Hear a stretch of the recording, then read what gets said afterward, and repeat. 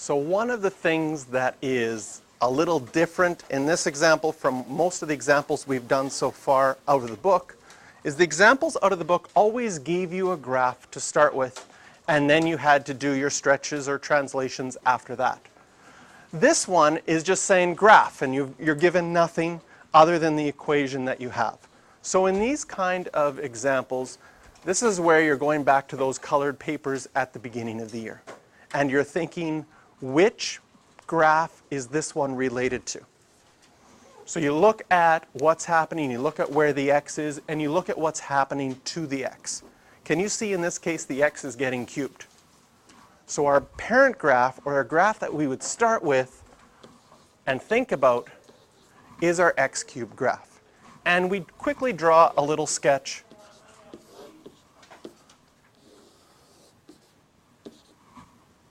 of that graph. Drawing that little sketch is like the graph that most of our questions had in the question to begin with. Now we have a starting point. Now to graph the equation that we're given, we have to go through this and say, what's different? What's in this equation that wasn't in our parent graph? So that's 3. Is that going to be, first of all, stretch or translation? Stretch. And since it's outside of the function, I'm going to use abbreviations here. Vertical stretch. So if you're looking at your notes later and you have no idea what that stands for, then I guess you'll have to watch the video. So we're going to do a vertical stretch, and I'm just going to write what's going to happen. That's going to make y go by 3. Next, we have the negative 1/2. Well, that's inside the function because it's getting cubed as well. The negative is going to be a horizontal reflection.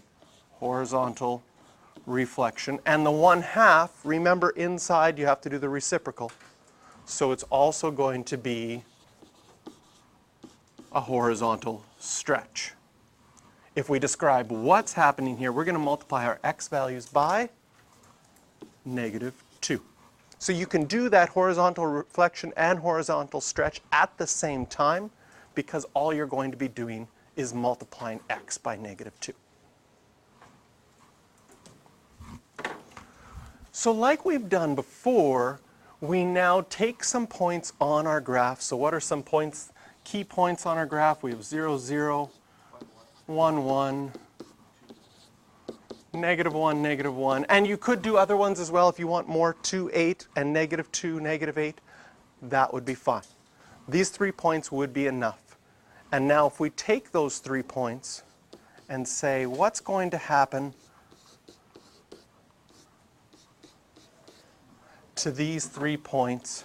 Draw arrows, and above those arrows, write what we're going to do. We're going to multiply y by 3 and x by -2.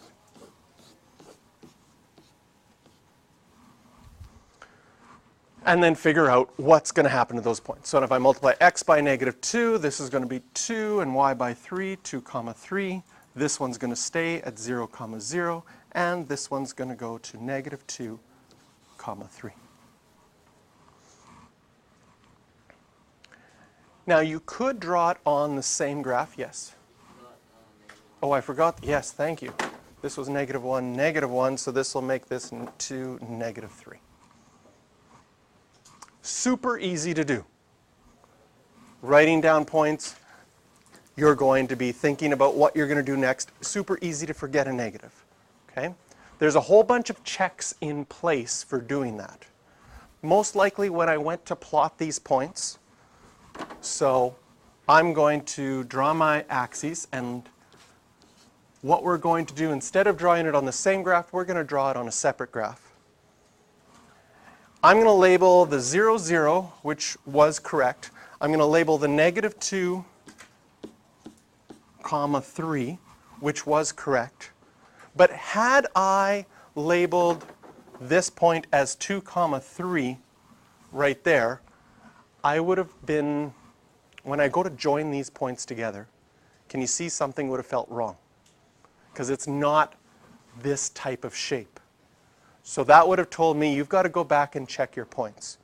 because it means that some point somewhere went wrong. In this case, we would have noticed that this one was actually wrong, and it should be at 2, -3.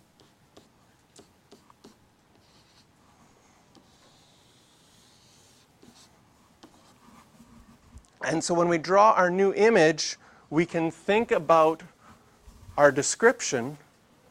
Does this seem reasonable that it had a vertical stretch, a horizontal reflection, and a horizontal stretch? In particular, that horizontal reflection you can really see. The stretches aren't the easiest always to see if they're done exactly right, because you don't know how far it's stretched. And especially sometimes when you stretch something vertically and then stretch it out horizontally, it almost, in this case, could negate itself and not be quite as much as it was before. Now, if this was the final exam and this was your final answer, or my final answer, there would have been an error that they would have taken off a 1/2 mark. Can anybody see something I've done wrong? I didn't label anything. So even though, for all purposes, it appears to be obvious, you've got your points here. 2, -3. You labeled 2, -3 with marks like this, but there's no indication on here that your marks go by 1. They could go by 2. They could go by 10. So what you need to do is to label your points.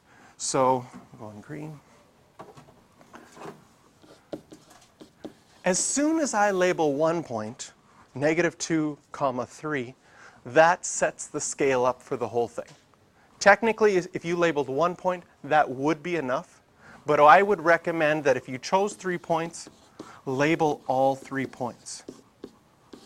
And in labeling them, you'll be doing a little check to see, did I label them in the right spot? Do I have everything where I want it to be? And then this will be the graph. So this green graph that we just graphed is 3 -1/2 x cubed.